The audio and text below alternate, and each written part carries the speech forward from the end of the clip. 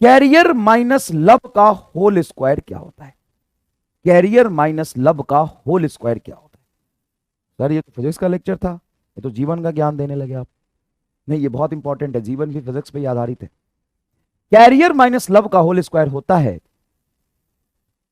Career minus 2 times of love. How? Physics का एक छोटा सा थ्योरम है, बाइनोमियल थ्योरम। क्या कहता है बाइनोमियल थ्योरम? बाइनोमियल थ्योरम कहता है, एग्जांपल लेते हैं, जैसे 1 + x का पावर 2 है, तो आप कहते हो कि अगर x बहुत बहुत बहुत छोटा है, बहुत बहुत बहुत छोटा है 1 से, तो ये पावर 2 डायरेक्टली यहां पे मल्टीप्लाई हो जाएगा 1 + 2x। अगर आप लिखते हो 1 - x का पावर 3, अगर x गैन बहुत छोटा है, आप ऐसे नहीं लिख सकते कि 1 - x का पावर 3 है तो 1 - 3x, आप ऐसे नहीं लिख सकते। लेकिन आप लिख सकते हो, अगर x 1 से बहुत छोटा है, अगर x 1 से बहुत छोटा है, तो आप लिख सकते हो 1 - 3x। यह है बाइनोमियल थ्योरम। तो यहां पे कैसे लिखा गया है? यहां पे इसलिए लिखा गया है कि आपके कैरियर के कंपेयर में लव बहुत छोटा है, बहुत छोटी चीज है। Between love and career, if you want choose love, choose कर लो लव को। और बाद में जब कटोरा लेके भीख मांगोगे तो ये रोमांटिक नहीं लगेगा। बेटा समय है, सुधर जाओ, कैरियर चूज करो, क्योंकि लव की एग्जिस्टेंस, लव की औकात कैरियर से बहुत छोटा होता है। इसलिए इतना छोटा कि इसका स्क्वायर यहां आ जाएगा। समझ में आ रहा कि नहीं आ रहा? एक बच्चे का मैसेज आया, 12th क्लास में पढ़ता है, सर उसके पापा को पता चल गया, जब से उसके पापा को पता चल गया उससे मेरी बात नहीं होती, तो सर दिल नहीं लगता, सर सवाल नहीं लगता, सर बहुत टेंशन में रहता हूँ। अच्छा, तो मतलब यहाँ से गया, सिलेक्शन तो होगा नहीं, बाद में क्या मिलेगा? ना वो मिली, ना तो तुम्हारा कैरियर मिला। बेटा प्यार व्यार का चक्कर छोड़ो, वो तुम 3 साल बाद भी हो सकता है, 4 साल बाद भी हो सकता है, 10 साल बाद भी हो सकता है, लेकिन 2 साल बाद कैरियर बनाने जाओगे ना तो कुछ ना बन पाओगे। समय अभी है। देखो कोई भी चीज गलत सही नहीं होता है, हर एक चीज का सही समय होता है। तो सुधर जाओ थोड़ा सा। लाख डिस्ट्रैक्शन होगा, लेकिन अपने आप पे कंट्रोल करो। और डिस्ट्रैक्शन होना भी चाहिए, जरूरी है। उसका रीजन ये है कि 16 लाख बच्चे पेपर देते हैं, अब सब सीरियसली पढ़ने लगे ना तो 700 के नीचे सिलेक्शन ही ना हो किसी का। तो जो बच्चे डिस्ट्रैक्ट हो रहे हैं ना, उनको थैंक यू बोलो कि भैया बढ़िया है यार, तू लव और प्यार व्यार के चक्कर में लगा रहा, मैं पढ़ लेता हूँ। सोचो अगर ये डिस्ट्रैक्शन नहीं होता तो क्या होता? यही तो आज का हमारा स्टार है। डिस्ट्रैक्शन इज वेरी मच जरूरी, क्योंकि अगर ये जरूरी, अगर ये एग्जिस्ट नहीं करता तो मुझे सर क्यों डिस्ट्रैक्शन होता है, क्यों मैं फ्रस्ट्रेट हो जाता हूँ, क्यों उसका देख के मेरा दिमाग घूम जाता है, क्यों मेरा मन नहीं लगता है पढ़ने में। बस हो गया ना, जैसे ही सब हुआ दूसरे का काम बन गया। तो जो डिस्ट्रैक्ट नहीं हो रहे खुश हो जाओ, और जो हो रहे हो गधे समझो। चलो बाइनोमियल थ्योरम समझ में आया? कब लगाओगे? जब x इससे बहुत छोटा होगा तो डायरेक्टली पावर इससे मल्टीप्लाई करेंगे। जैसे मान लो 1 + x का पावर -4 है, डायरेक्ट लिख सकते हो 1 - 4x। क्लियर है? कुछ बेसिक अलजेब्रा मैंने समझाया था, बिल्कुल ये वाली बात मैंने बता दी। कुछ बेसिक अलजेब्रा मैंने बताया था, जैसे किसी भी नंबर का पावर 0 क्या होता है? 1 होता है। जैसे 4 का पावर 0 क्या हो जाएगा? 1। 8 का पावर 0 क्या हो जाएगा? 1। किसी भी नंबर का पावर 0 क्या होता है? 1। 2 का पावर इनफाइनाइट क्या होगा? इन्फिनिटी। जैसे मैं कहता हूं 4 का पावर 3, इसका मतलब होता है 4 को 3 बार मल्टीप्लाई करना, यही तो होता है। तो यहां पे कह रहा हूं 2 का पावर इन्फिनिटी, मतलब 2 को 2 से इनफाइनाइट बार मल्टीप्लाई करोगे तो इनफाइनाइट होगा। 2 का पावर माइनस इन्फिनिटी क्या होता है? 0। क्योंकि किसी भी नंबर, जैसे 2 का पावर -1 है, इसका मतलब होता है 1/2। 2 का पावर -4 है, इसका मतलब होता है 1/2 का पावर 4। 10 का पावर -2 बटा 10 का पावर -4 क्या होगा? तो ये -4 ऊपर जाएगा तो प्लस हो जाता है। 10 का पावर -2 इंटू 10 का पावर +4 बराबर होगा 10 का पावर 2। समझ में आ रहा है ये बात? ई का पावर 0, ई भी नंबर है 2.7, इसका पावर 0 क्या हो जाएगा? 1। ई का पावर इन्फिनिटी इन्फिनिटी, ई का पावर -इन्फिनिटी 0, बहुत यूज होता है ये। 1/infinite, sorry 1/0 is very large number. जैसे मैं कहूं 1/10⁻0, नॉट 0, 10⁻0, ये 0 के बहुत बहुत पास है। और फिजिक्स में तो हम कह सकते हैं 1/0 is infinite, 1/infinite is 0। 1/infinite का मतलब बहुत बड़ा नंबर, 2 7 3 8 5 6 7, निकालो कितना आएगा। तो 1 को बहुत बड़े नंबर से डिवाइड करो तो 0 आ जाएगा। 10⁻12, 10⁴। जब भी दो नंबर का बेस सेम हो तो उसके पावर को हम ऐड करते हैं। तो 10 का पावर -12, 10 का पावर 4 क्या हो जाएगा? 10 का पावर -12 + 4 क्या हो जाएगा? बोलो। ये क्या लिख दिया हमने, 10 का पावर -12 प्लस 4, क्योंकि बेस सेम है तो पावर को ऐड करोगे, -12 प्लस 4 बताओ क्या होगा, -8। क्लियर है क्या? 36 को 0.75 से मल्टीप्लाई करना है। तो जब भी फ्रैक्शन में कोई चीज हो उसको डिवीजन में लिख लो। जैसे 36 ये 0.75 है तो इसको मैं लिख सकता हूं 75 बटा डेसिमल पॉइंट को हटाया 2 जीरो था तो 100। 25 से कैंसिल करोगे ये 3, 25 से कैंसिल करोगे ये 4, 4 से ये कैंसिल करोगे 9, 9 मल्टीप्लाई 3 27। देखो फटाक से आंसर आ गया। रूट अंडर 0.49 अगर लिखा है तुम इसको नहीं समझ पा रहे हो क्या होगा तो पॉइंट हटा दो, तो ये हो जाएगा 49/100। 49/100 हो जाएगा 7/10। 49/100 हो जाएगा 7/10। 7/10 आ गया आपका 0.7। 8 का पावर 1/3 इसकी वैल्यू क्या होगी? 8 के पावर 1/3 को, इसको 1/3 रहने दो, क्या 8 को मैं लिख सकता हूं 2 का पावर 3? हाँ बेटा, 2 का पावर 3, मान लो कहीं लिखा हुआ है 2 का पावर 3, इसका मतलब है 2 को 3 बार मल्टीप्लाई कर दो 2 से तो 8 आएगा।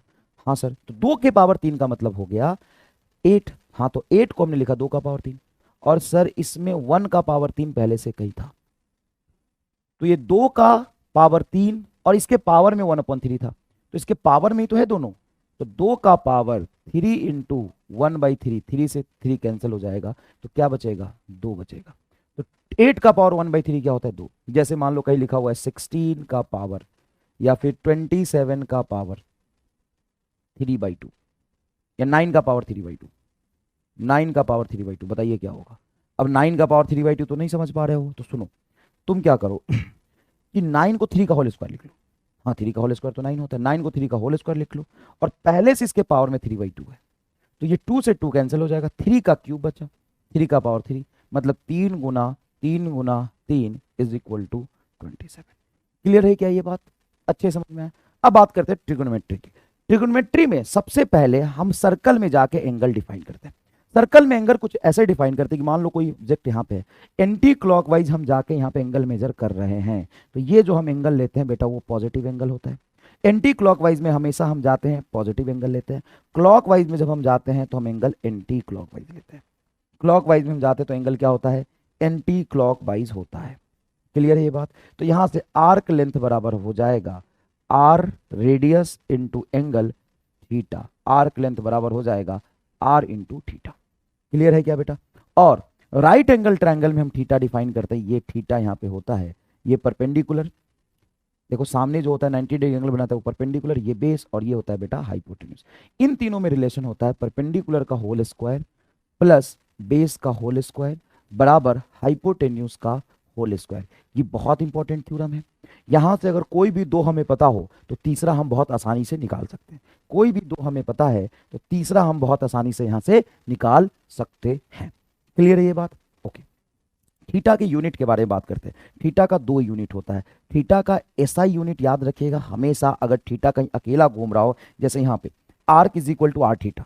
सर थीटा किसी के साथ भी घूमता है क्या? हाँ, थीटा अंदर घुस जाता है साइन के कॉस के अंदर, थीटा कभी कभी साइन के कॉस के अंदर घुस जाता है, तो वहां पे कहते हैं वो ट्रिगोनोमेट्रिक फंक्शन हो गया, ट्रिगोनोमेट्रिक रेशियो हो गया। जैसे साइन थीटा, साइन थीटा होता है बेटा perpendicular upon hypotenuse, cos theta होता है बेटा बेस अपॉन हाइपोटेन्यूज। याद रखिएगा राइट एंगल ट्रायंगल में जो एंगल बनता है हमेशा बेस और हाइपोटेन्यूज के बीच बनता है। टैन थीटा हो जाएगा बेटा perpendicular upon base, cot theta base upon hypotenuse, cosec theta hypotenuse बटा बेस, देखो कॉसेक थीटा हाइपोटेन्यूज बटा बेस, सेक थीटा हाइपोटेन्यूज बटा बेस। अच्छा, cosec theta hypotenuse upon perpendicular. Sine theta और कॉसेक थीटा का वैल्यू क्या होगा? साइन थीटा होता है p/h और कॉसेक थीटा होता है h/p, तो इसका प्रोडक्ट क्या होगा? 1। ये भी बहुत इंपॉर्टेंट है। Cos theta into sec theta की वैल्यू क्या होगी? Cos theta into sec theta की वैल्यू होगी 1। Cos theta into sec theta की वैल्यू होगी 1। Cot theta into tan theta की वैल्यू क्या होती है? 1। Tan theta p/b, cot theta b/p। यहां तक कोई दिक्कत है तो बताओ? नहीं। सर ऐसा यूनिट के बारे में बात कर रहे थे आप, ऐसा यूनिट होता है बेटा इसका रेडियन। बाकी हाँ रेडियन, बाकी डिग्री, डिग्री इसका एक प्रैक्टिकल यूनिट है। जब साइन के अंदर एंगल होगा तो उसको डिग्री में लिखो या रेडियन में लिखो कोई फर्क नहीं पड़ता है, लेकिन एक चीज याद रखना कि जब अकेला थीटा हो तो उसका यूनिट हमेशा रेडियन में ही रखना। रेडियन और डिग्री में रिलेशन होता है 180 degree is equal to pi radian. यहां से 1 डिग्री की वैल्यू निकालो तो क्या होगा? सर 1 डिग्री 180 गुना 1 डिग्री, 180 को इधर ले जाओ तो ये हो जाएगा पाई रेडियन बटा 180। अच्छा, 1 रेडियन की वैल्यू निकालो तो ये पाई रेडियन की वैल्यू है। 1 रेडियन की वैल्यू निकालने के लिए 1 रेडियन पाई को इधर ले जाओ तो 1 रेडियन इज इक्वल टू ये हो जाएगा 180 डिग्री बटा pi. 1 radian is equal to हो जाएगा 180 डिग्री बटा पाई। ऐसा unit of angle is radian, ऐसा unit of angle is radian. Small angle approximation की बात करें तो मैंने बार बार बताया है कि अगर एंगल आपका बहुत छोटा हो, बहुत छोटा एंगल हो, तो साइन थीटा और टैन थीटा को डायरेक्ट आप थीटा लिख लेते हैं। तो अकेला थीटा बाहर में घूम रहा होगा थीटा, हाँ, जैसे साइन 2 डिग्री अगर कहीं पे है तो डायरेक्टली इसको आप 2 डिग्री लिख लें, कोई दिक्कत नहीं। लेकिन अकेला जब थीटा होता है उसको आप यूनिट में, यूनिट कन्वर्जन में रेडियन रखें। साइन 2 डिग्री को डायरेक्टली 2 डिग्री लिख देने से ना काम नहीं चलेगा। वो ठीक है, sine 2 degree, sine theta theta होता है तो साइन 2 डिग्री लिख लो, लेकिन जब आप फिजिक्स में कई फॉर्मूले में इसको यूज करोगे तो 2 डिग्री को आपको रेडियन में कन्वर्ट करना ही पड़ेगा, नहीं तो आंसर गलत आएगा। तो 2 रेडियन को 1 रेडियन की वैल्यू हम जानते हैं यहां से 180 बटा पाई, ये हो जाएगा आपका 2 डिग्री है ना, हाँ, तो 1 डिग्री की वैल्यू होता है पाई रेडियन बटा 180, ये होता है पाई रेडियन बटा 180, तो 90 आ जाएगा, पाई बटा 90 रेडियन। थीटा छोटा हो तो साइन और टैन बराबर होता है। स्मॉल एंगल के लिए कॉस थीटा की वैल्यू बेटा क्या होती है 1। छोटे एंगल जैसे जैसे कॉस 3 डिग्री, कॉस 3 डिग्री को 3 डिग्री मत लिखना, कॉस थीटा बराबर होता है 1 जब थीटा स्मॉल हो। स्मॉल एंगल के लिए कॉस थीटा की वैल्यू क्या रहता है 1 रहता है। क्लियर है यहां तक बात। अब साइन ए प्लस बी, कॉस ए प्लस बी का फॉर्मूला याद रहना चाहिए। साइन ए प्लस बी होता है बेटा sine A into cos B plus cos A into sine B. Sine क्या करता है कि कॉस को अपना भाई समझता है। अगर साइन को तुम 2 एंगल दोगे ए और बी तो साइन एक खुद रखता है, दूसरा कॉस को देता है, फिर दूसरा खुद रखता है, पहला कॉस को देता है। देखो, पहला कॉस को देता है, दूसरा खुद रखता है। साइन ए प्लस बी में प्लस है तो यहां पे प्लस रहेगा, माइनस है तो यहां पे माइनस रहेगा। लेकिन कॉस ए प्लस बी की बात करोगे तो कॉस ए प्लस बी होता है cos A into cos B minus sine A into sine B. जब यहां पे प्लस दोगे तो इसको माइनस बनाएगा। कॉस ए प्लस बी होता है cos A into cos B minus sine A into sine B. Cos A minus B होगा cos A into cos B plus sine A into sine B. Minus रखोगे तो यहां पे क्या आ जाएगा, plus आ जाएगा। अच्छा, और प्लस रखेंगे तो माइनस आ जाएगा। सर अगर ए और बी दोनों एंगल बराबर हो तो, अगर मैं ए एंगल को बी एंगल के बराबर थीटा रख दूं तो यहां पे होगा sine theta plus theta sine 2 theta plus sine 2 theta बराबर sine theta into cos theta into sine theta. मतलब sine 2 theta is 2 sine theta into cos theta. अरे यही term sine theta cos theta sine theta cos, ये A और B को theta रखो, sine theta cos theta sine theta cos theta, तो 2 sine theta into cos theta बनेगा क्या, हाँ, तो साइन 2 थीटा होता है 2 sine theta into cos theta. लेकिन अगर 2 थीटा को मैं अल्फा रखूं, मतलब एंगल को आधा कर दूं, तो 2 थीटा को अगर अल्फा रखोगे तो यहां पे आएगा साइन अल्फा बराबर 2 sine alpha by 2 into cos alpha by 2, मतलब हाफ एंगल फॉर्मूला कहते हैं। लेकिन सर अल्फा नहीं, यहाँ पे तो थीटा है। अरे भाई मैं ना एंगल आधा कर रहा हूं बस, तो यहाँ पे 2 थीटा हो जाएगा थीटा, थीटा हो जाएगा थीटा बाई 2, थीटा हो जाएगा थीटा बाई 2, तो साइन थीटा बराबर होता है 2 sine theta by 2 into cos theta by 2। अच्छा, ये तो ठीक है, साइन का हो गया। अगर कॉस में थीटा और थीटा रखो तो कॉस में थीटा और थीटा रखोगे तो कॉस 2 थीटा बराबर क्या आएगा, cos theta into cos theta sine theta into sine theta. तो ये हो जाएगा कॉस स्क्वायर थीटा, ये हो जाएगा बेटा cos square theta minus sine square theta. देखो cos square theta minus sine, minus क्यों है, क्योंकि यहाँ पे प्लस करोगे तो ये माइनस आएगा। इसी को अगर मैं कॉस स्क्वायर थीटा को लिखूं 1 माइनस साइन स्क्वायर थीटा, लिख सकता हूं क्या, हाँ, क्योंकि मैं जानता हूं cos square theta plus sign square theta क्या होता है 1 होता है, मैं जानता हूं। तो जैसे मैं कॉस स्क्वायर थीटा को 1 माइनस साइन स्क्वायर थीटा लिखूंगा, 1 माइनस साइन स्क्वायर थीटा लिखूंगा तो ये हो जाएगा 1 माइनस 2 साइन स्क्वायर थीटा।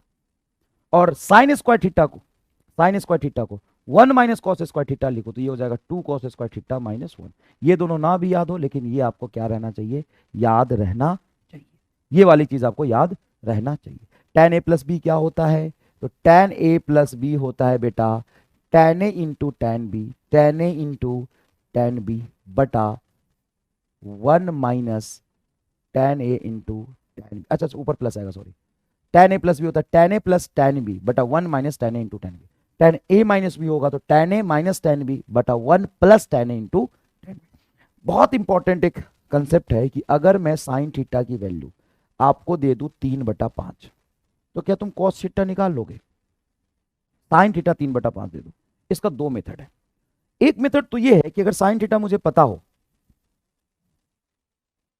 अगर मुझे साइन थीटा पता हो तो कॉस थीटा यहां से निकाल सकते हो, क्योंकि cos square theta is equal to होता है 1 minus sine square theta. Sine theta की वैल्यू रख दो, कॉस थीटा निकल जाएगा। लेकिन इससे आसान तरीका एक ये होता है कि अगर मुझे साइन थीटा पता है तो मुझे P/H पता है। हाँ, ये भी सही बात है सर, परपेंडिकुलर अपन हाइपोटेन्यूज होता है, तो यहां से मैं बेस निकाल लूंगा। बेस बराबर होगा root under H square minus P square. क्यों? क्योंकि P square plus B square बराबर एच स्क्वायर होता है, तो यहां से बी आ जाएगा। बी आ जाएगा तो कॉस थीटा आ जाएगा। एक बात और, साइन 37 की वैल्यू आपको याद रहना चाहिए। साइन थीटा की वैल्यू बढ़ती है जब हम आगे जाते हैं, तो साइन 37 की वैल्यू होती है बेटा 3/4। कॉस 37 की वैल्यू होती है बेटा सॉरी 3/5। साइन 37 3/5, ये हो जाएगा 4/5। और टेन 37 हो जाएगा आपका 3/4। टेन 37 क्या हो जाएगा बेटा? 3/4। अच्छा, 53 क्या होगा? तो निकाल सकते हो। साइन 53 डिग्री की बात करोगे तो ये हो जाएगा 4/5। कॉस 53 की बात करोगे, 53 डिग्री की बात करोगे, आएगा 3/5। और टेन 53 डिग्री की बात करोगे, ये आएगा आपका 4/5, सॉरी 4/3। ये भी याद रहना चाहिए। दूसरी बात, मैंने एक और इंपॉर्टेंट चीज बताया थी आपको कि साइन कॉस टेन की वैल्यू जब आप याद रखने की कोशिश करते हो डिफरेंट एंगल पे, तो मैंने तुम्हें बताया था कि मान लो तुमने यहाँ पे साइन थीटा लिखा, फिर कॉस थीटा लिखा, फिर यहाँ पे टेन थीटा लिखा। बात करो 0 डिग्री की, फिर 30 डिग्री की, फिर 45 डिग्री की, फिर 60 डिग्री की, फिर 90 डिग्री की, फिर 120 डिग्री की, फिर 135 डिग्री की, फिर 150 डिग्री की, फिर 180 डिग्री की। अगर मैं तुम्हें किसी मेथड से पूरी वैल्यू याद करा दूं एक बार में, तो तुम्हें किसी भी फंक्शन चेंज या ज्यादा ट्रिग्नोमेट्री में घुसने की जरूरत नहीं पड़ेगी। मैं तुम्हें याद कराऊंगा कैसे। इसकी वैल्यू 0, इसकी वैल्यू हाफ, इसकी वैल्यू 1/√2, इसकी वैल्यू √3/2। √3/2 होगा ना, √3/2, और ये हो गया तुम्हारा 1। अब मैं क्या कह रहा हूं कि 1 को छोड़ो, 1 को छोड़ दो, इसको रहने दो, ये 1 दोबारा नहीं होगा। यहां पे मिरर मानते हुए ये वैल्यू रिपीट कर दो, उल्टी रिपीट कर दो। मतलब ये √3/2, ये 1/√2, ये तेरा हाफ, और ये 0। तो कोई तुमसे कुछ पूछता है कि साइन 150 की वैल्यू बताओ, साइन 150 यहाँ पे 180 के पास है ना, तो यहाँ 30 वाली वैल्यू उसकी रिपीट होगी।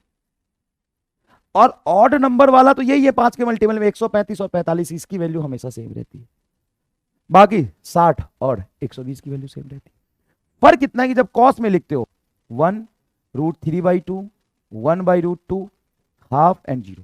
कॉस में लिखते हो तो फिर से वही वैल्यू रिपीट कर दो, हाफ है तो ये माइनस हाफ होगा, ये 1/√2 है तो ये -1/√2 होगा, ये तुम्हारा -√3/2 होगा, और वो तुम्हारा -1 होगा, क्योंकि सेकंड क्वाड्रेंट में कॉस निगेटिव होता है। तो यहां से तुम्हारी पूरी वैल्यू 180 डिग्री तक याद रहेगी, और ये याद हो जाए तो मजा ही आ जाए। अब फंक्शन चेंज की बात करते हैं।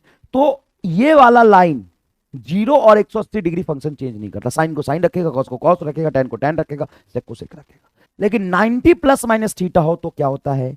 90 प्लस माइनस थीटा क्या करता है? चेंज कर देता है फंक्शन को। क्या कर देता है? चेंज कर देता है। 90 प्लस माइनस थीटा फंक्शन को क्या कर देता है? चेंज। जैसे साइन 90 प्लस थीटा, तो साइन 90 प्लस थीटा बेटा हो जाएगा आपका कॉस। कैसे? क्योंकि ये 90 डिग्री है, यहां पे देखो ये क्या है, 90 डिग्री। तो कौन से क्वाड्रेंट में क्या है सर? सेकेंड क्वाड्रेंट में। ऐड शुगर टू कॉफी, इसमें ऑल पॉजिटिव रहता है। इसमें ऐड शुगर, इसमें साइन पॉजिटिव रहता है। इसमें टू टैन पॉजिटिव रहता है, इसमें कॉस पॉजिटिव रहता है। तो इसके बारे में सोचोगे जिसका फंक्शन तुम चेंज कर रहे हो, तो किसका फंक्शन चेंज हो? साइन का। कौन से क्वाड्रेंट में? सेकंड में, ये पॉजिटिव रहेगा। 90 डिग्री फंक्शन चेंज कर देगा तो ये कॉस थीटा हो जाएगा। अब किसकी बात कर रहे हो? साइन की। किस में? फर्स्ट क्वाड्रेंट में, तो ये प्लस रहेगा। 90 डिग्री फंक्शन चेंज करेगा तो साइन तुम्हारा कॉस थीटा हो जाएगा। साइन 180 माइनस थीटा, तो 180 माइनस थीटा मतलब 180 डिग्री में से थीटा, तो तुम सेकंड क्वाड्रेंट में हो तो ये पॉजिटिव रहेगा। और 180 फंक्शन चेंज नहीं करेगा तो ये साइन थीटा ही रहेगा। बताओ मजे आए कि नहीं? साइन 180 प्लस थीटा, तो कौन से क्वाड्रेंट में चले गए? 180 प्लस थीटा मतलब तुम थर्ड में चले गए, तो थर्ड में तुम्हारा ये निगेटिव होगा, क्योंकि साइन 180 प्लस थीटा और 180 डिग्री फंक्शन चेंज नहीं करेगा तो साइन थीटा ही रहेगा। कॉस 90 प्लस थीटा, तो हमेशा इसके बारे में सोचोगे, रिजल्ट के बारे में नहीं सोचोगे। प्लस माइनस किसका लिखना है तुम्हें, जो मेन फंक्शन है। जैसे कॉस का लिखना है, रिजल्ट को गोली मारो, कॉस का लिखना है। 90 प्लस थीटा कौन से क्वाड्रेंट में जा रहा है, सेकंड में। 90 प्लस थीटा सेकंड में, तो सेकंड में कॉस निगेटिव होता है तो ये आएगा माइनस, और 90 डिग्री फंक्शन चेंज कर देगा, कॉस हो जाएगा तुम्हारा साइन में। कॉस 180 माइनस थीटा, तो 180 डिग्री फंक्शन चेंज तो नहीं करेगा, और 180 माइनस थीटा मतलब सेकंड में निगेटिव रहेगा, माइनस कॉस थीटा होगा। साइन 270 माइनस थीटा, 270 मतलब यहां पे माइनस थीटा, थर्ड में साइन निगेटिव होता है, और ये फंक्शन चेंज कर देगा तो कॉस थीटा आ जाएगा। 270 फंक्शन चेंज कर देगा तो क्या आ जाएगा, माइनस कॉस थीटा।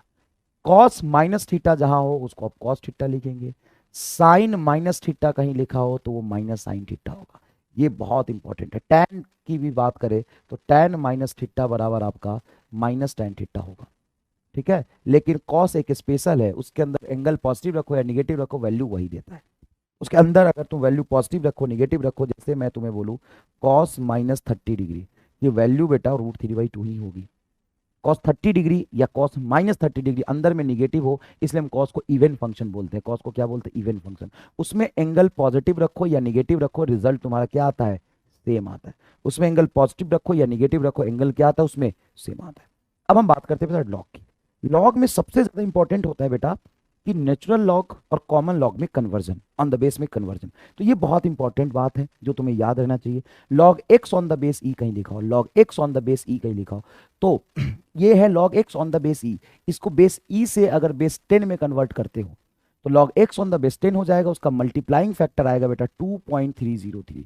2.303 लॉग, देखो लॉग कुछ भी log 2 on the base e कहीं है तो इसको लिख सकते हो 2.003 multiply log 2 on the base 10, कुछ भी नहीं बदला। बेस ई से 10 हो जाएगा तो 2.303 से क्या कर देंगे बेटा, मल्टीप्लाई कर देंगे। क्लियर है। ये कोई डिस्टर्ब कर रहा है, रुको इसको चमका के आता हूं।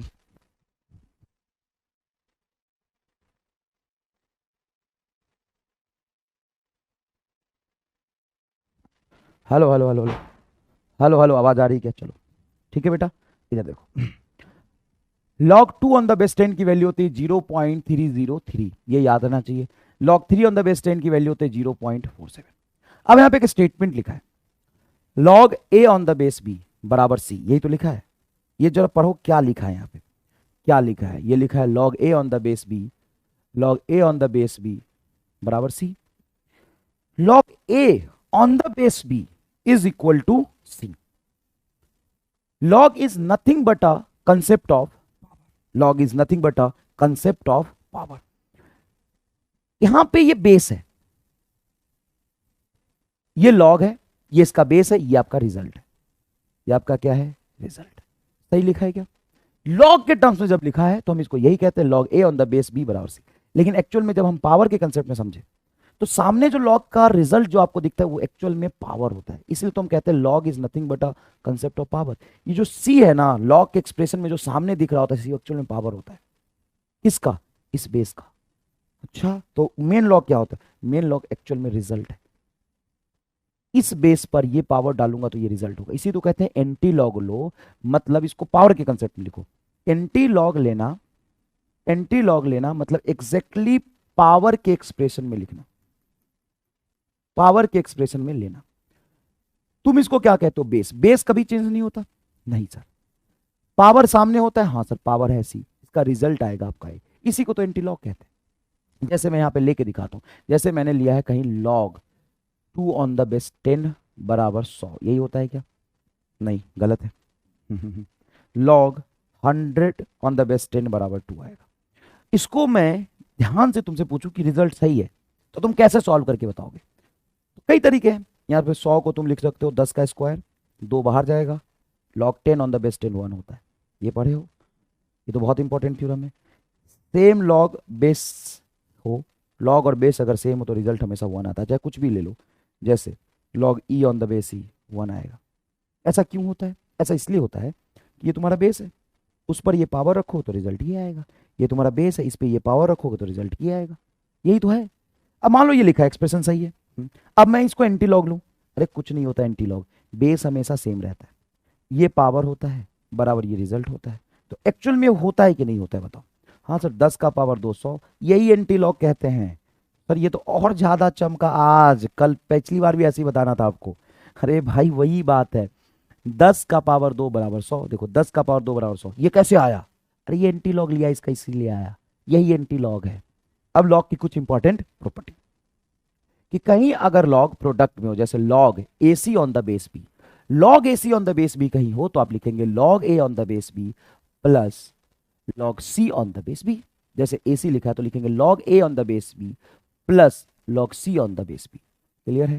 ओके सर, ये है लॉग ए बाई सी, ये क्या है? Log A by C on the base B. तो डिवीजन में हो तो उसको सब्ट्रैक्शन में लिखते हैं, ये होगा log A on the base b minus log C on the base B. Clear है बेटा?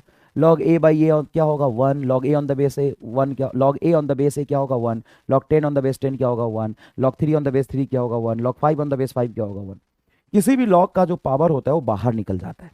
जैसे इसने गलत लिखा है थोड़ा, मैं इसको ढंग से लिख लेता हूँ ना, टाइपिंग में थोड़ी सी गलती करिए, कितना भी समझा दो नशा करके टाइप करता है।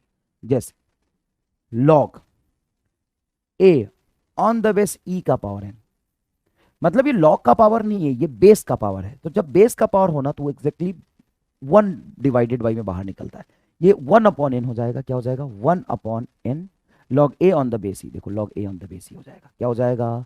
ये हो जाएगा, देखो इसका पावर किस पर है? ये पावर ऑफ बेस है, पावर ऑफ बेस है। तो बेस का जब पावर होता है तो 1 अपॉन बटे में बाहर निकलता है, तो 1 upon n log A on the base e. जब ऐसा हो, जब ऐसा हो कि मेन लॉग का पावर दिया हो, क्या दिया हो? मेन लॉग का पावर दिया हो, तो मेन लॉग का पावर है तो बाहर आ जाएगा एन, बाहर आ गया n log A on the base e. क्या ये समझ आ गया? Log A on the base e. Main log का जब पावर हो, मेन लॉग का जब पावर हो तो मल्टीप्लाई में आता है, लेकिन जब बेस का पावर हो तो 1 अपॉन में आता है। जैसे इस पे एग्जांपल करा देता हूं, एक log 3 on the base 27।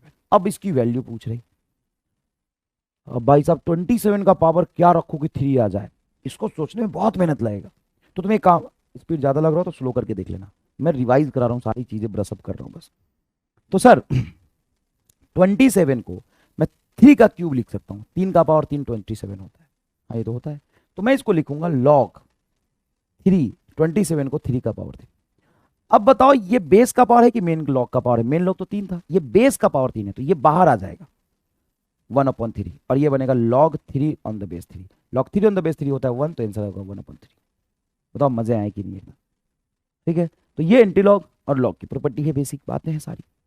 GP series, GP series बेटा प्रोडक्ट से बनता है। मान लो पहले तुमने नंबर लिया कुछ 4, पहला नंबर ले लिया 4, भाई साहब भयंकर, और इसको 3 से मल्टीप्लाई किया तो ये होगा 12, फिर इसको 3 से मल्टीप्लाई किया तो ये 36, फिर 3 से मल्टीप्लाई किया तो क्या हो जाएगा बताओ? तो 90 और 18 108 एंड सो ऑन। मतलब एक कॉमन मल्टीप्लाइंग फैक्टर है, मल्टीप्लाइंग फैक्टर है, जिससे प्रीवियस नंबर को मल्टीप्लाई करके नेक्स्ट नंबर मिल रहा है। जैसे 4 को 3 से मल्टीप्लाई किया तो 12, 12 को 3 से मल्टीप्लाई किया 36, 36 को 3 से मल्टीप्लाई किया 108, 108 को 3 से मल्टीप्लाई किया 324 एंड सो ऑन। तो ये जीपी सीरीज का एग्जांपल है। पर पहला तो 3 से मल्टीप्लाई किसी पहले को मल्टीप्लाई थोड़ी ना करता है बेटा, पहले को मल्टीप्लाई कर दोगे क्या?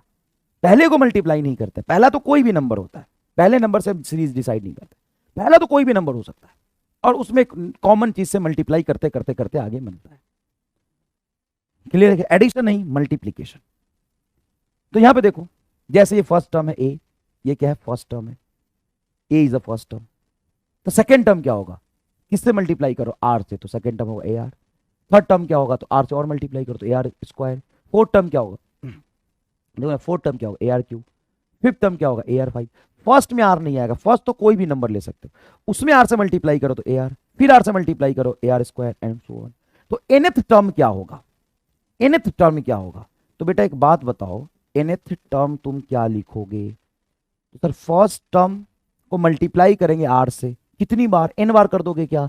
नहीं सर, उसको हम एन माइनस 1 बार करेंगे। क्यों एन बार क्यों नहीं कर रहे हो? एन टर्म है तो, क्योंकि पहले में तो आ रहा ही नहीं, दूसरे में 1 आर, तीसरे में 2 आर, तीसरे में 2 आर, पहले में 1, फर्स्ट टर्म में कोई आर नहीं, दूसरे टर्म में 1 आ रहा है, तीसरे टर्म में 2 आ रहा है, चौथे टर्म में 3 आ रहा है, पांचवें टर्म में 4 आ रहा है, छठे टर्म में 5 आ जाएगा। और वैसे भी n की वैल्यू अगर 0 रखो तो जीरोथ टर्म, सॉरी 0 रख ही नहीं सकते, जीरो टर्म थोड़ी ना, पहला टर्म है। n की वैल्यू 1 रखोगे तो 1 माइनस 1 0, तो r का पावर 0 1 हो जाएगा, तो ये बचेगा a। हाँ तो फर्स्ट टर्म a है। n की वैल्यू 2 रखोगे तो सेकंड टर्म 2 रखोगे तो 2 माइनस 1 बचेगा a r, देखो सेकंड टर्म a r है। कितना आसान है यार, कितना आसान है। तो सर r तो मल्टीप्लाइंग फैक्टर है, तो इसको कॉमन रेशियो क्यों बोलते हो आप? कॉमन रेशियो इसलिए बोलते हैं कि एक बात सोच समझ के बताना। मान लो कोई एक नंबर लिया तुमने a, उसको r से मल्टीप्लाई किया तो ar बना, इसको एक बार और किया तो ar स्क्वायर बना, एक बार और इसको किया तो ar क्यूब बना। अब मैं कोई भी टर्म उठा लूं और उसको प्रीवियस वाले से डिवाइड कर दूं तो रेशियो होगा इसका।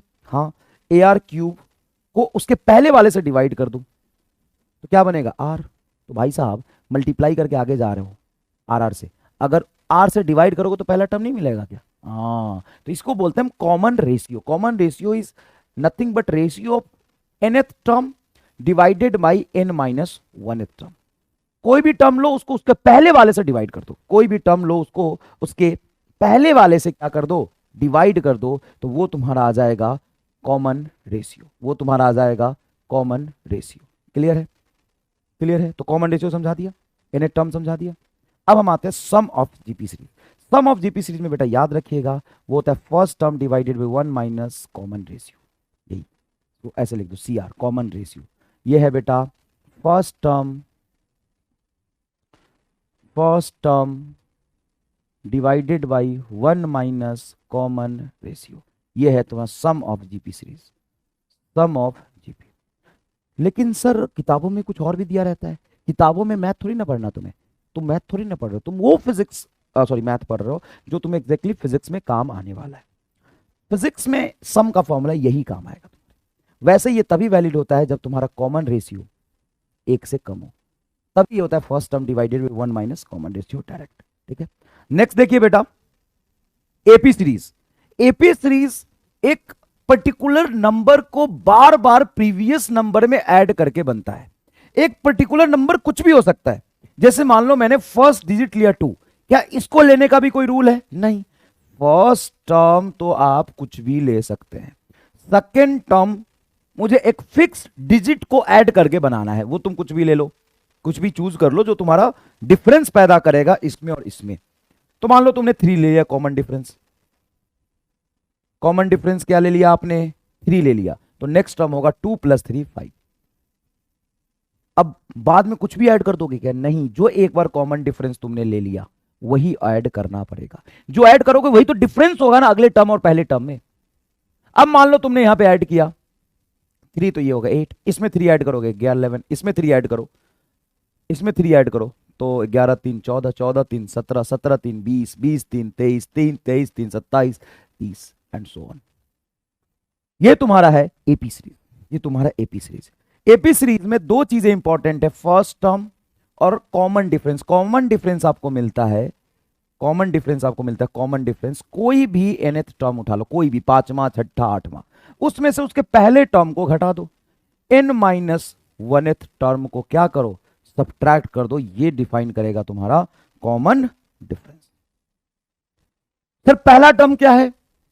2, या फर्स्ट टर्म को तुम a मान लेते हो, अगर ये तुम्हारा फर्स्ट टर्म है तो सेकेंड टर्म में एक कॉमन डिफरेंस ऐड करोगे, देखो d ऐड किया, यही तो इन दोनों का डिफरेंस होगा, a + d में a घटाओ तो d आएगा।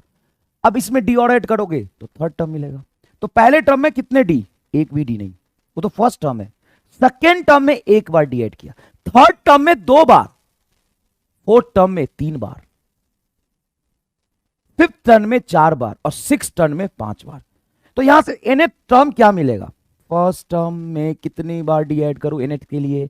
n माइनस 1 इंटू डी, ये होगा आपका nth टर्म।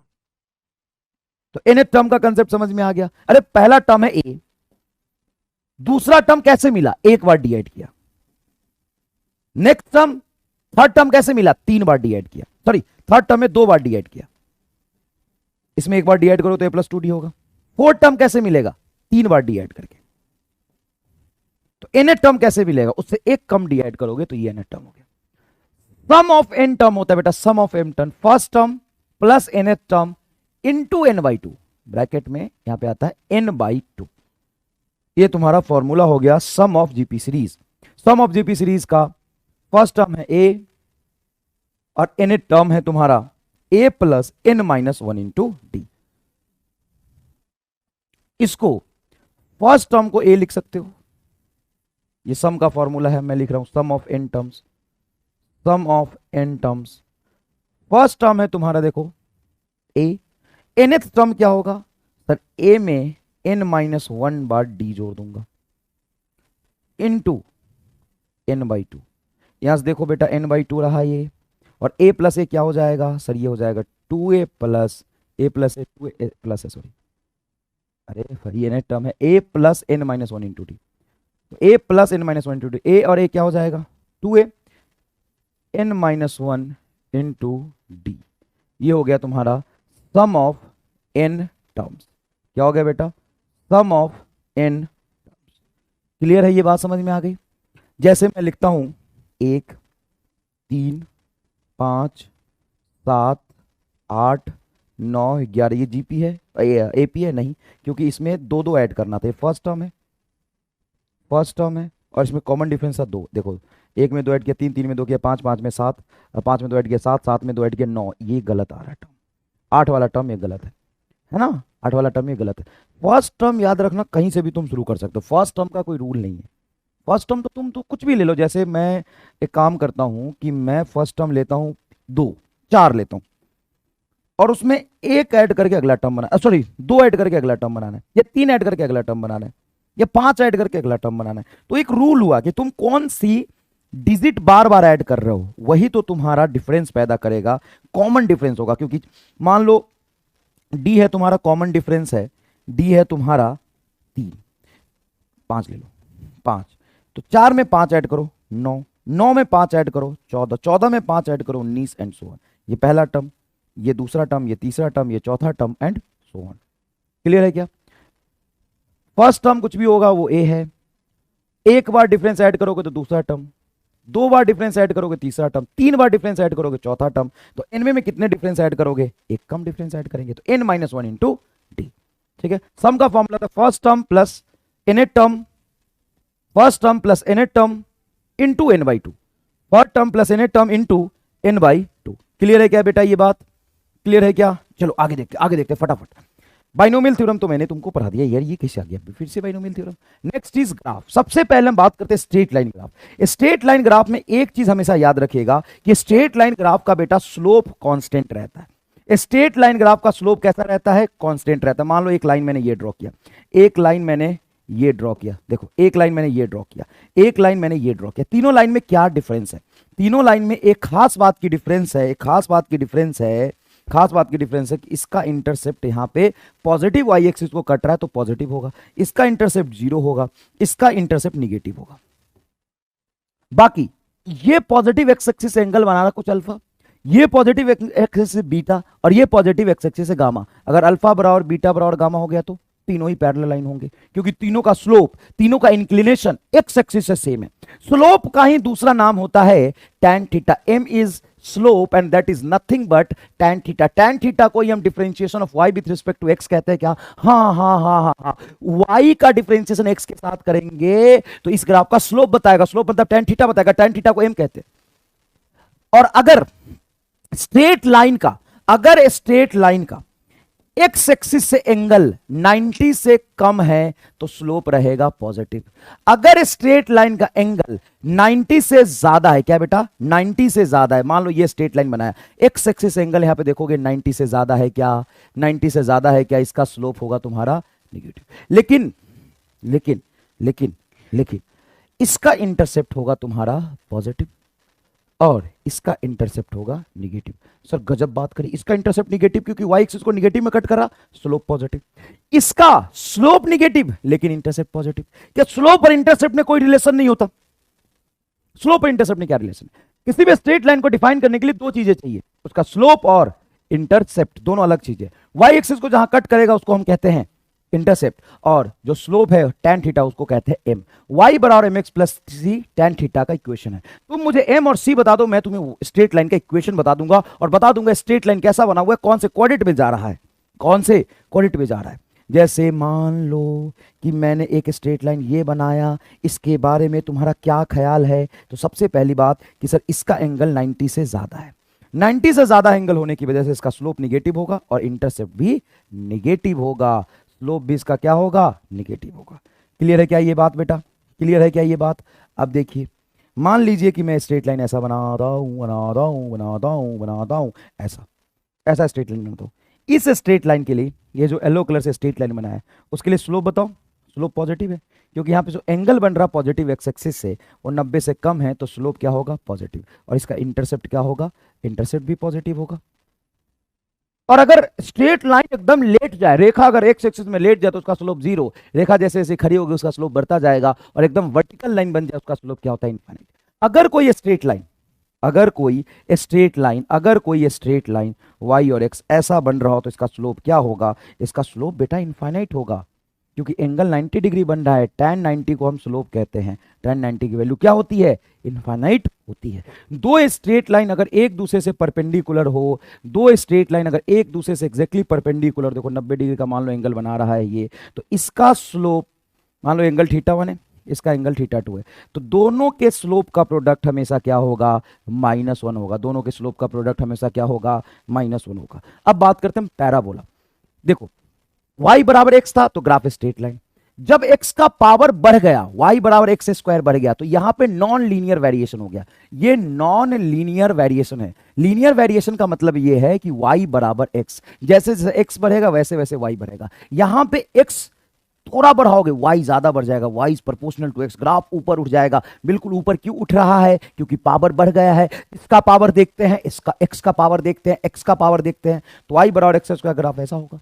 सर अगर पावर और टनाटन 3 कर दूं तो ग्राफ ऐसा बनेगा, y is equal to X cube. क्या सुंदर ग्राफ बना यार। लेकिन अगर y बराबर माइनस एक्स स्क्वायर हो, माइनस बाहर है, देखो इसको ऐसे समझो, ये है तुम्हारा माइनस बाहर इंटू एक्स स्क्वायर, तो x का कोई भी वैल्यू y निगेटिव रहेगा, हाँ तो ऐसा ग्राफ बनेगा। अच्छा मान लो मैं ये बोलूं y बराबर माइनस एक्स का होल स्क्वायर, इसका ग्राफ बताओ कैसा बनेगा? इसका ग्राफ बताओ कैसा बनेगा? तो y is equal to minus X square हो, तो माइनस एक्स का होल स्क्वायर है, उसमें x को तुम पॉजिटिव रखो, निगेटिव रखो, कुछ भी रखो, ग्राफ तुम्हारा कैसा बनेगा?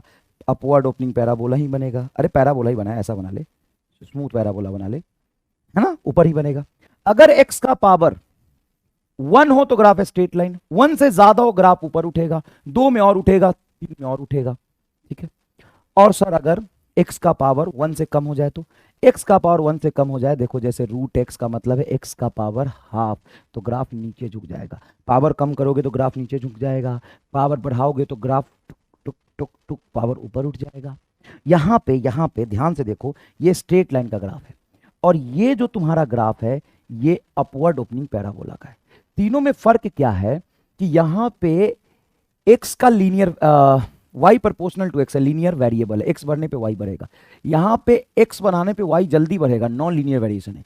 यहाँ पे x बढ़ाने पे y धीरे धीरे बढ़ेगा। देखो ना ऐसे बढ़ा, पहले तो तेज बढ़ा लेकिन देखो बाद में धीरे धीरे बढ़ रहा है, ऐसे बढ़ेगा। यहाँ पे तीनों ग्राफ कट कर रहा है, क्यों कट कर रहा है? क्योंकि x को 1 रखने पे y की वैल्यू 1 आएगी। देखो इसमें x1 रखो y1, इसमें x1 रखो y1, इसमें x1 रखो y1, ये पे कट करेगा।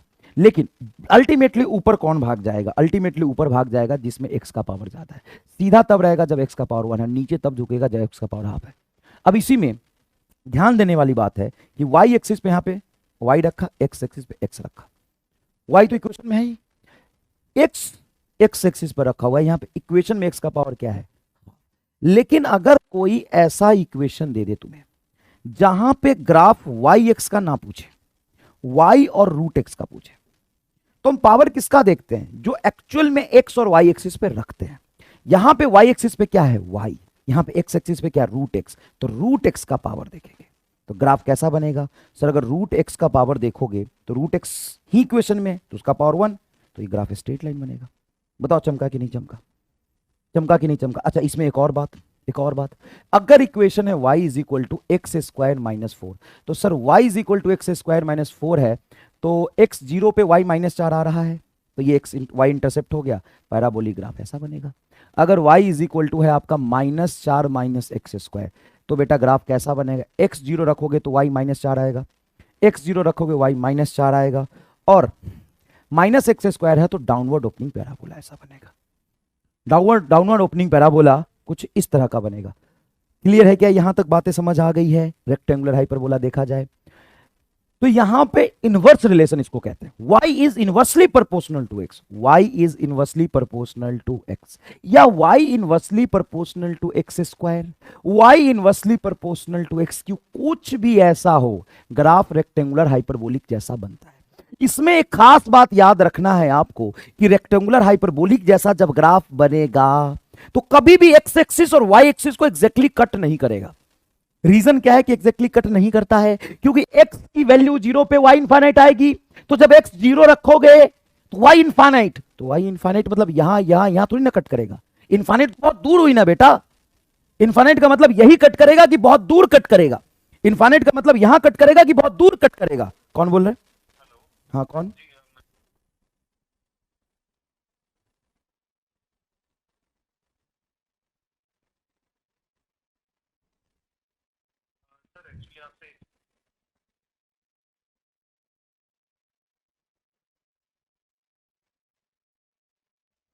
हाँ हेलो हेलो हेलो हेलो। तो ठीक है, तो यहां पे क्या हो रहा है कि x को 0 रखोगे तो y इनफाइनाइट आएगी, लेकिन y इनफाइनाइट कहां होगी? यहां यहां यहां यहां। कहां सर? y इनफाइनाइट तो बहुत दूर होगी कहीं ना कहीं, बहुत दूर होगी ना, बहुत दूर तो कहीं बहुत दूर ही आएगी, यहां फाइनाइट में थोड़ी ना आएगी। और जब हम x को इनफाइनाइट रखेंगे तब y 0 आएगा। y 0 यहां हो रहा, x को इनफाइनाइट रखोगे तब जाके y 0 होगा। समझ में आया बात? तो x इन्फिनिटी कहीं यहां थोड़ी ना होगा, बहुत दूर होगा। क्लियर है क्या? बहुत बढ़िया। अब सुनना यहां पे ध्यान से, अब सुनना बहुत ध्यान से। सर वो तो ठीक है, ये रेक्टेंगुलर हाइपरबोलिक जैसा बनेगा। मान लो तुम्हें y is equal to 1/x दे दे, यही ग्राफ, एक्स स्क्वायर दे दे, ऐसा ही ग्राफ बना दो, क्यूब दे दे, ऐसा ही ग्राफ बना दो। लेकिन कुछ तो फर्क होगा। हाँ फर्क होता है, जितना नीचे पावर बढ़ता जाएगा ग्राफ उतना नीचे शिफ्ट करेगा। ये y is equal to 1/x का ग्राफ है, ये y is equal to 1/x square का ग्राफ है, और अगर y is equal to 1/x cube बना दो तो ये ग्राफ बनेगा और नीचे शिफ्ट हो जाएगा। क्लियर है क्या? सर ये ग्राफ भी कुछ रेक्टेंगुलर हाइपरबोला जैसा लग रहा है पीछे थोड़ा शिफ्ट हो गया। नहीं, ये रेक्टेंगुलर हाइपरबोला नहीं, एक्सपोनेंशियल डीके का ग्राफ है। y इज इक्वल टू ई का पावर माइनस एक्स का ग्राफ ऐसा होता है। x को 0 रखोगे ई का पावर 0 1 होता है, देखो 1 पे कट कर रहा है। तो y एक्सिस को या x एक्सिस को कट कर जाए तो समझ जाना कि वो रेक्टेंगुलर हाइपरबोला नहीं है। कई बार ग्राफ सिर्फ यहां तक बना के तुमको दे देंगे कंफ्यूज करने के लिए। ऐसा बताओ ये किसका ग्राफ है? एक्सपोनेंशियल डीके का ग्राफ है। किसका ग्राफ है ये? एक्सपोनेंशियल डीके का ग्राफ है। क्लियर है? समझ आया? एक्सपोनेंशियल डीके का ग्राफ है। अच्छा सर एक्सपोनेंशियल ग्रोथ बता ही दो, जब सब बता रहे हो तो। एक्सपोनेंशियल ग्रोथ, फूल कमल का फूल तो बनता है ऐसा, ये ऐसा, ये ऐसा, ये डीके, ये ग्रोथ। लेकिन इन सब में जो सबसे खास इंपॉर्टेंट बात है वो है y is equal to 1 minus exponential decay का। कैसा बनता है सर? y बढ़ेगा जब x को बढ़ाओगे तो। क्यों? क्योंकि जब x बढ़ाओगे तो ये घटेगा और एक में से सब्ट्रैक्ट होने वाला टर्म घटेगा तो ओवरऑल वैल्यू y बढ़ेगा। कुछ इस तरह का ग्राफ बनता है। ये डिस्चार्जिंग ऑफ कैपेसिटर और रेडियो एक्टिविटी में भी ये ग्राफ आता है। रेडियो एक्टिविटी में ये ग्राफ आता है। ठीक है, नेक्स्ट देखना। X square plus Y square is equal to R square, ये सर्कल का इक्वेशन है। किसका इक्वेशन है? ये सर्कल का इक्वेशन है। यहां पे जो सेंटर होगा बेटा, इसका जो सेंटर होगा वो होगा 0,0 पे। सिंपल इक्वेशन है, उसका रेडियस क्या होगा? आर होगा। लेकिन एक्चुअल में जो सर्कल का इक्वेशन होता है वो x माइनस एक्स नॉट का whole square, y minus Y naught का होल स्क्वायर बराबर आर स्क्वायर। ये है जहां पे सेंटर होगा x नॉट वाई नॉट में। देखो जो सब्ट्रैक्ट हो रहा है x नॉट वाई नॉट पे, सेंटर होगा, रेडियस इसका आर होगा। ग्राफ इसका ऐसा बनेगा सर्कुलर, जहां पे सेंटर है x naught comma Y naught पे और रेडियस है आर। सर इलिप्स क्या होता है? कुछ नहीं, इसमें दोनों तरफ से ऐसे हाथ मार दो, ऐसे ऐसे ऐसे कर दो दोनों तरफ से। जब ऐसे कर दोगे, ऐसे कर दोगे तो यही तो इलिप्स बन जाएगा। ये क्या बन जाएगा? ये इलिप्स बन जाएगा। ये कुछ इस तरह का इलिप्स बनता है, इस तरह का इलिप्स बनता है।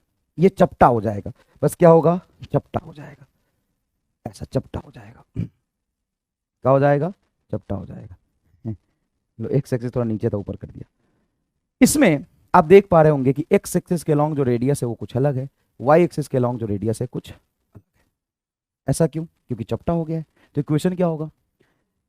एक्स स्क्वायर बटा एक्स स्क्वायर के लॉन्ग जो रेडियस है वो नीचे आ जाएगा, ए स्क्वायर, वाई स्क्वायर अरे ये क्या किया है, वाई स्क्वायर बटा B square is equal to 1, X square बटा A square plus Y square बटा B square is equal to 1, X square बटा A square plus Y square बटा B square is equal to 1। Clear है क्या ये बात, clear है क्या ये बात? आगे देखते हैं, साइन थीटा कॉस थीटा का भी ग्राफ देख लेते हैं यार, वो कहा गया, बनाया तो था, ये रहा। स्लोप वेरिएशन भी देखेंगे अभी तो हम। Sine theta cos theta graph देखो, sine theta and cos theta में दो चीजें कि ये एक पीरियोडिक फंक्शन है और ये +1 और -1 के बीच वैरी करता है। साइन 0 की वैल्यू बेटा 0 होता है, साइन 90 की वैल्यू बेटा 1 होता है, साइन 180 डिग्री की वैल्यू 0 होता है, साइन 270 डिग्री की वैल्यू -1 होता है, साइन 360 की वैल्यू 0 होता है। और ये ग्राफ जिस पैटर्न में बना है उसी पैटर्न में अनंत काल तक फिर से अपने आप को रिपीट करता रहेगा। इस ग्राफ का जो एरिया होता है यहां से 0 से 90 तक वो होता है +1 +1, ये होता है -1 -1। तो टोटल यहां से यहां तक एरिया हो जाएगा -2, यहां से यहां तक एरिया हो जाएगा +2। सर इसका मतलब इंटीग्रेशन तो एरिया अंडर द कर्व देता है। अगर मैं साइन थीटा का इंटीग्रेशन करूं 0 से लेकर के 180 डिग्री से लेकर के 270 डिग्री तक, ये क्या देगा, ये -1 देगा, ये -1 देगा। क्लियर है क्या, ये -1 देगा। थोड़ा सा पसीना आ रहा है क्योंकि लेक्चर एसी जो लगाया था फिर से धोखा कर गया, अब वो ओवरलोड हो जा रहा है, परेशान हो गया हूँ मैं। बिना एसी का सुबह से पढ़ा रहा हूँ मैं, तुम्हारे लेक्चर के बाद तुम्हारे लेक्चर रिकॉर्ड किया, वादा हुआ, आदाब कर रहा हूँ, बीच में लक्ष्य नीति का क्लास लिया, वो भी बिना एसी का, ठीक है ना। तो परेशान होने वाली बात नहीं, शाम तक ठीक हो जाएगा, लेकिन लेक्चर तो तुम्हें अभी चाहिए ना, ठीक है। अच्छा, साइन थीटा ग्राफ और कॉस थीटा ग्राफ में कोई फर्क नहीं होता, सेम रहता है एकदम। तो ऐसे कैसे सेम रहता है, तो अलग है, देखो ये ग्राफ अलग है, देखो ये ग्राफ साइन थीटा का है, इसी का कॉस थीटा का मैं बना दूं बिना कुछ किए हुए। सर कुछ तो करोगे, बस इतना करूंगा कि वाई एक्सिस को यहां बना दूंगा बस। अब इसको मिटा दो बस, और बताओ इस एक्सिस के अबाउट ये कॉस थीटा का वेरिएशन है कि नहीं है? हाँ बिल्कुल है। इस एक्सिस के अबाउट ये किसका वेरिएशन है, ये कॉस थीटा का वेरिएशन। देखो यहाँ पे ग्राफ बना, तो कॉस थीटा और साइन थीटा में क्या फर्क है जब ग्राफ एकदम सेम है? तो फर्क बस इतना है कि जहां पे कॉस थीटा की वैल्यू 1 होती है वहीं पे साइन थीटा की वैल्यू 0 है। कॉस थीटा की वैल्यू जब यहाँ पे 1 है 0 डिग्री पे, वहीं पे साइन थीटा की वैल्यू 0 है। बस थोड़ा सा आगे चलता है कॉस थीटा, बस ये 90 डिग्री, ये 180 डिग्री, ये 270 डिग्री। तो क्या कॉस 180 की वैल्यू -1 होती है? देखो -1 होती है। समझ आए यहां तक बातें? अब बात करते हैं स्लोप वेरिएशन।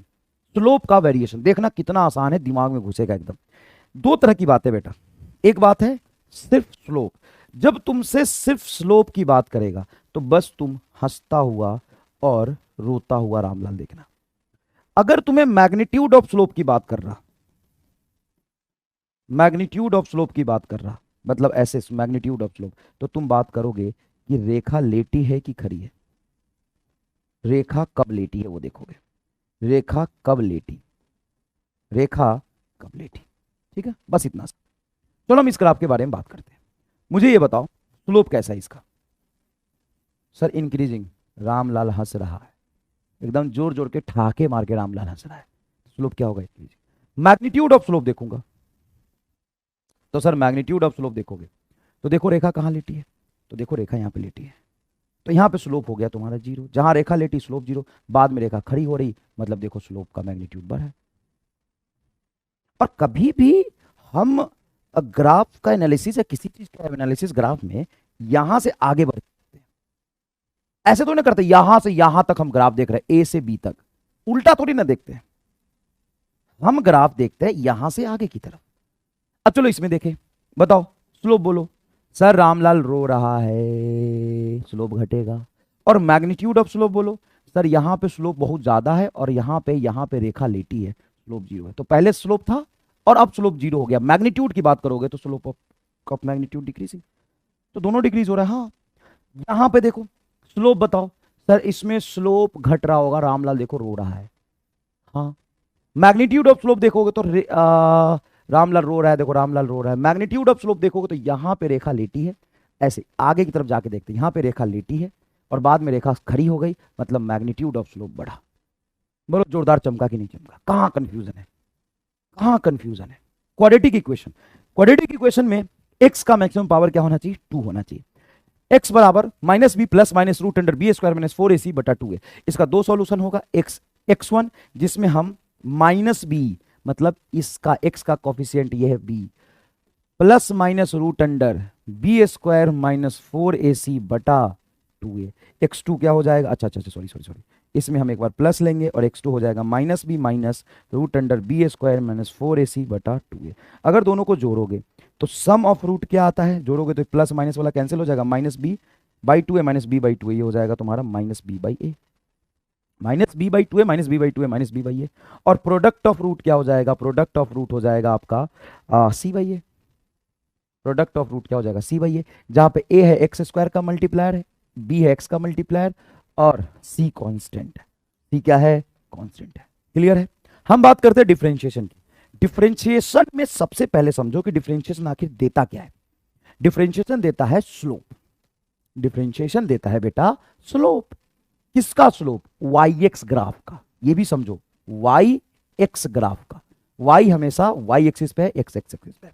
ये जो डिफरेंशियल ऑपरेटर है बेटा, ये है D by d x. Differential operator कौन है, डिफरेंशियल ऑपरेटर है डी बाई डी एक्स, जो वाई को डिफरेंशिएट कर रहा है, जो वाई को डिफरेंशिएट कर रहा है।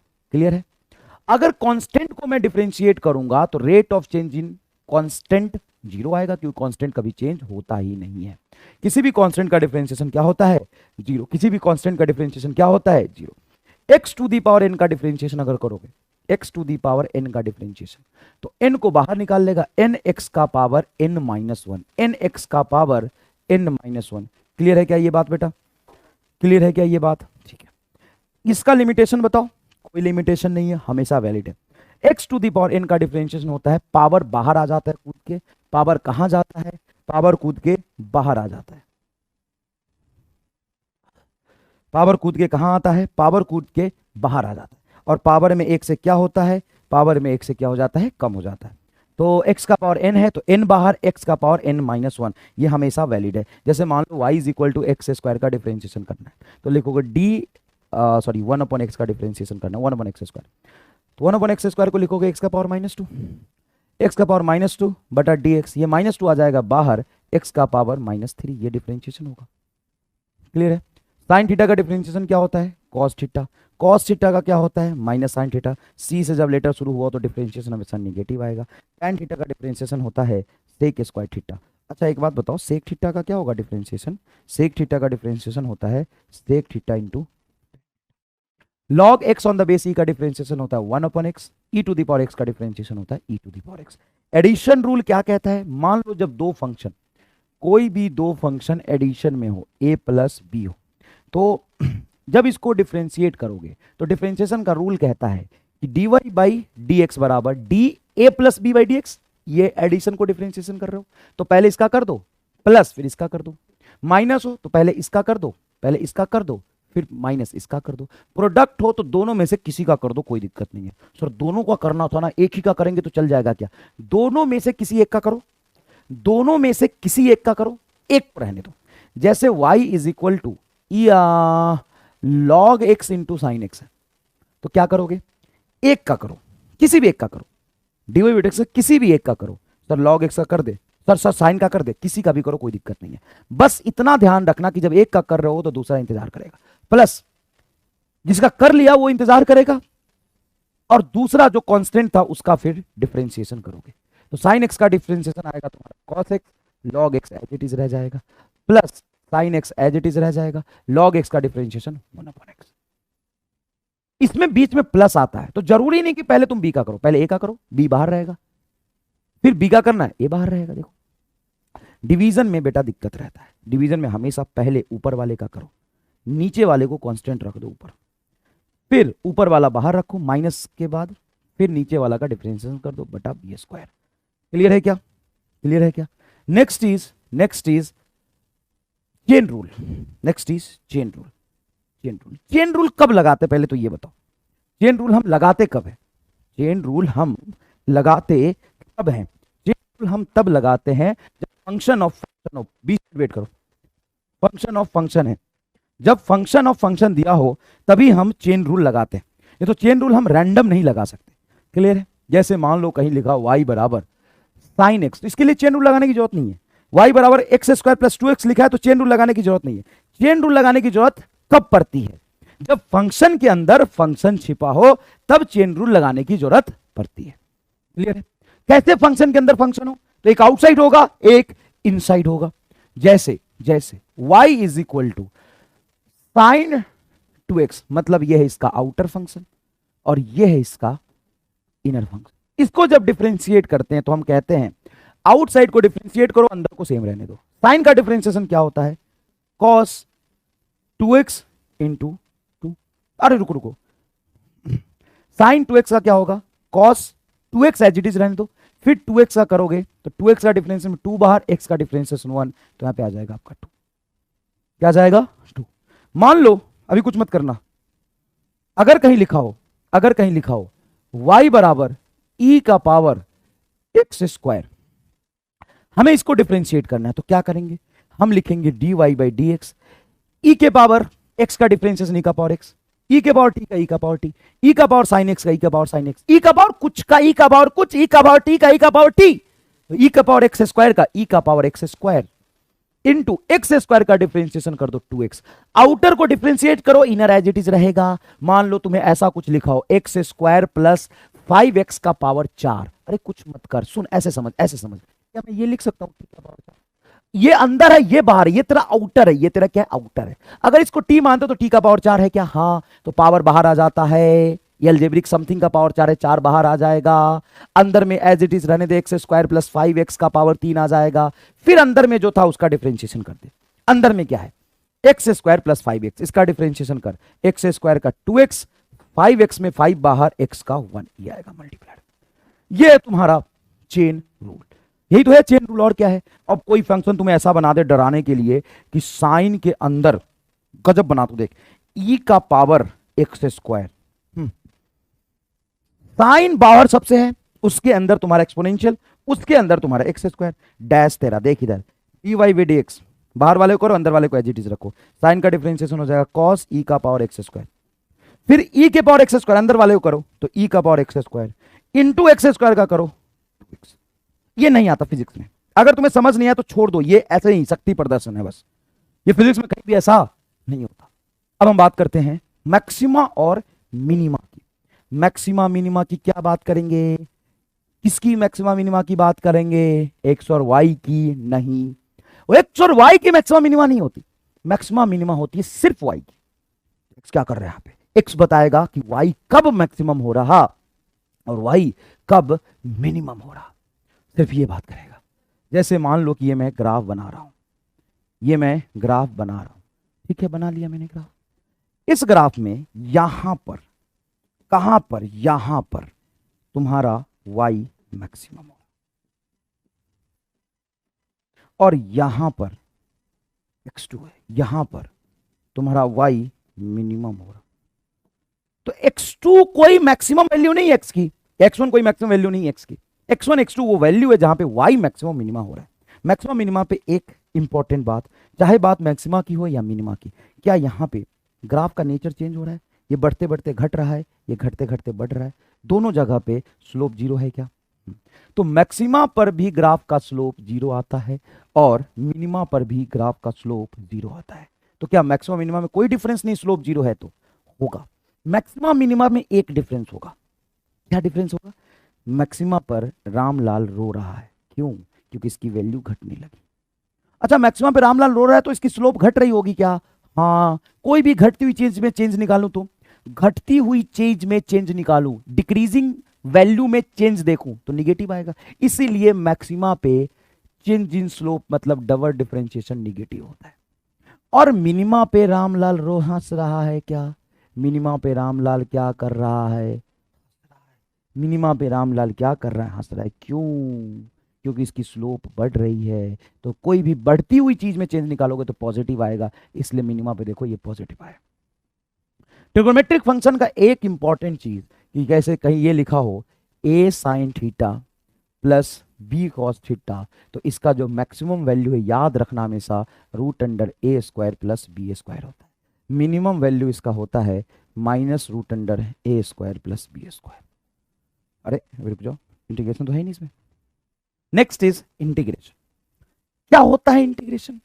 Integration is nothing but, integration is nothing but inverse of differentiation, inverse of differentiation. Integration is nothing but inverse of differentiation, differentiation का उल्टा होता है। जैसे जैसे डिफरेंशिएशन कहां पर होता है? At an instant, at an instant. Differentiation एक इंस्टेंट पे करते हैं। क्या? डिफरेंशिएशन। इसीलिए उस इंस्टेंट पे हमें क्या मिलता है? Rate of change in y with respect to x. हमें क्या मिलता है? उस पॉइंट का स्लोप मिलता है, जिस इंस्टेंट पे करते हैं उस पॉइंट का स्लोप मिलता है। लेकिन इंटीग्रेशन एक इंटरवल में होता है, इंटरवल में होता है, और उस इंटरवल में हमें टोटल क्या मिलता है? Area of the graph. Graph का एरिया निकालना हो तो आप करेंगे इंटीग्रेशन, ग्राफ का एरिया निकालना हो तो आप करेंगे इंटीग्रेशन। क्लियर है? ग्राफ का एरिया निकालना हो, और अगर ग्राफ का स्लोप निकालना हो तो आप करेंगे डिफरेंशिएशन। क्लियर है? x to the power n into d x का इंटीग्रेशन क्या होता है? डिफरेंशिएशन में पावर बाहर आता है, मल्टीप्लाई में, इंटीग्रेशन में पावर डिवाइड में चला जाता है। डिफरेंशिएशन में पावर को कम करते हैं, इंटीग्रेशन में पावर बढ़ जाता है। x to the power n into d x है, ये हो जाएगा x to the power n plus one divided by n plus one. Limit नहीं दिया हुआ है तो यहां पे c ऐड कर देंगे। जैसे मान लो तुम्हें इंटीग्रेशन करना है एक्स स्क्वायर का, तो क्या होगा? x to the power 3/3 plus c। देखो ना, एक्स स्क्वायर है तो पावर इसका n है, पावर 2 है, 2 प्लस 1 3, देखो n प्लस 1 बटा n प्लस 1। अच्छा मान लो यहाँ पे एक का इंटीग्रेशन करना हो तो कांस्टेंट का, एक का इंटीग्रेशन करना हो तो वो होगा x। अगर तुमको 5 का इंटीग्रेशन करना हो तो वो होगा 5x। कांस्टेंट बाहर, कांस्टेंट बाहर, dx का इंटीग्रेशन x होता है। ये बहुत इंपॉर्टेंट है, dx का इंटीग्रेशन x होता है। इसके साथ साथ एक बहुत इंपॉर्टेंट बात, ये तभी तक वैलिड है जब तक वैलिड इफ n की value not equal to -1। n अगर -1 नहीं तभी तक ये वैलिड है। अगर n बराबर -1 हो जाए तो ये वैलिड नहीं है। n बराबर -1 मतलब x का पावर -1 मीन्स 1/x। 1/x की इंटीग्रेशन होती है log x। 1/x की इंटीग्रेशन क्या होती है? log x। क्लियर है क्या? अब थोड़ा ट्रिगोनोमेट्रिक फंक्शन देख लिया जाए। उससे पहले सबसे फेवरेट e का power x into d x का इंटीग्रेशन क्या होता है? e का पावर x। ठीक है, ठीक है। साइन थीटा का इंटीग्रेशन याद रखना, साइन थीटा का इंटीग्रेशन होता है माइनस कॉस थीटा प्लस सी। कॉस थीटा का इंटीग्रेशन क्या होता है? कॉस थीटा का सिर्फ साइन थीटा प्लस सी होता है। क्लियर है क्या ये बात? एडिशन रूल क्या होता है? पहले को करो, फिर दूसरे को करो, फिर तीसरे को करो, ये एडिशन रूल है। अच्छा, लिमिट कैसे पुट करते हैं? जैसे मान लो y बराबर एक्स स्क्वायर प्लस 5 है, integrate from x is equal to 1 to x is equal to 3। देखो इनिशियल फाइनल। तो integration of y into d x जब करोगे तो इसमें रखोगे x square plus 5 into d x. Addition rule में पहले वाले को इंटीग्रेट करो चुपचाप, फिर दूसरे वाले को कर दो। मतलब ऐसा कर दे क्या? X square into d x plus 5 into d x. हाँ, तो एक्स स्क्वायर का इंटीग्रेशन होगा x का पावर 3/3 प्लस 5 का इंटीग्रेशन 5 बाहर, dx का इंटीग्रेशन x। लिमिट पुट कर दो 1 से 3 तक। तो सबसे पहले दोनों फंक्शन में पुट करो अलग अलग, इसमें 1 से 3, इसमें भी 1 से 3, दो इंटीग्रेशन है ना, तो इसका 1 से 3 लिमिट रखोगे, इसका 1 से 3 लिमिट रखोगे। अब 3 रखो इस पर, तो 3 का क्यूब, x की जगह पे पहले 3 रखोगे, अपर लिमिट बाई 3, और फिर इसी x में 1 रखोगे, 1 का पावर क्यूब बाई 3। सुनो क्या कर रहे हो तुम, पहले x के जगह पे 3 पुट किए तो x का पावर 3/3, फिर x के जगह पे 1 पुट किए तो 1 का पावर 3/3। ये एक टर्म कैलकुलेट हो गया। फिर प्लस यहां पे 5 कांस्टेंट बाहर है, x की जगह पे पहले 3 रखो, माइनस लोअर लिमिट 1 रखो, तो यहां पे 3 का पावर क्यूब हो जाएगा 27/3 माइनस 1/3 प्लस 5, 3 माइनस 1 आ जाएगा 2। 3 एलसीएम ले लोगे तो नीचे आ जाएगा 3। अब जो भी है कैलकुलेट कर लो, जो भी है कैलकुलेट कर लो। आउटसाइड इनसाइड रूल इसमें क्या होता है? बहुत आसान है, outside inside rule. Outside inside rule इसमें कुछ ऐसा होता है कि जैसे मान लो साइन 2x प्लस 5 का तुम्हें इंटीग्रेशन करना, जैसे e का पावर 3x प्लस 1 का इंटीग्रेशन करना, समझ रहे हो आप? या जैसे x square plus 5 x plus 4x plus 5 का क्यूब का इंटीग्रेशन करना। तो इसका रूल है कि integration of outer function and divided by coefficient of x. बस साइन 2x प्लस 5 है तो लिखोगे कॉस, निगेटिव साइन के साथ, साइन के इंटीग्रेशन में माइनस आता है, 2x plus 5 divided by x का मल्टीप्लायर क्या है 2। बस खत्म। सर लिमिट नहीं दिया तो plus c. e to the power 3x plus 1 का इंटीग्रेशन क्या होगा, e to the power 3x plus 1, integration of outer keep inside as it is. तो तुम ये नहीं देखोगे कि इसके अंदर में क्या है, साइन है तो माइनस कॉस, e है तो e का पावर x, e का power x as it is रख दो, डिवाइडेड बाई x का मल्टीप्लायर है 3। यहां पे 4x प्लस 5 को अंदर वाले को एज इट इज रखो, का पावर 3 प्लस 1 4/4, मल्टीप्लायर x का क्या है 4 प्लस सी प्लस सी। क्लियर है क्या? जैसे मैं तुम्हें दे दूं कि साइन 2 थीटा का इंटीग्रेशन करो 0 से पाई तक, बताओ क्या लिखोगे? तो साइन 2 थीटा का होगा बेटा minus cos 2 theta, minus cos 2 theta बटा 2। माइनस किस लिए? क्योंकि साइन के इंटीग्रेशन बेटा माइनस आता है, तो ये माइनस बाहर, साइन समथिंग का कॉस समथिंग, और जो अंदर में 2 थीटा है उसका डिफरेंशिएशन करोगे, उसका मल्टीप्लायर देखो, जैसे थीटा के साथ कर रहे तो थीटा का मल्टीप्लायर 2 नीचे आ जाएगा। लिमिट पुट करोगे 0 से पाई तक। लिमिट पुट करने से पहले जो कांस्टेंट है उसको बाहर रखो, जैसे -2 तो -1/2 बाहर रखो। अब यहाँ पे पहले पाई रखो तो आ जाएगा cos 2 पाई, थीटा की जगह पाई रखो तो क्या होगा cos 2 पाई, माइनस अब थीटा की जगह 0 रखोगे तो cos 0। 2 पाई की वैल्यू बोलो सर, 2 पाई की वैल्यू तो 1 होती है, cos 0 की वैल्यू बोलो ये भी 1 होती है, तो 1 - 1 क्या हो जाएगा, अल्टीमेटली रिजल्ट क्या हो जाएगा, 0। समझ में आया? तो पूरा बेसिक मैथ आपको रिवाइज करा दिया, पता नहीं कितना टाइम लगा होगा, तो इसको एक बार देख के जाइए। और ये इंपॉर्टेंट सेक्शन है, सबसे ज्यादा जो इंपॉर्टेंट थ्योरम्स है वो मैंने बताई है। ठीक है, धन्यवाद, मिलते हैं नेक्स्ट लेक्चर में।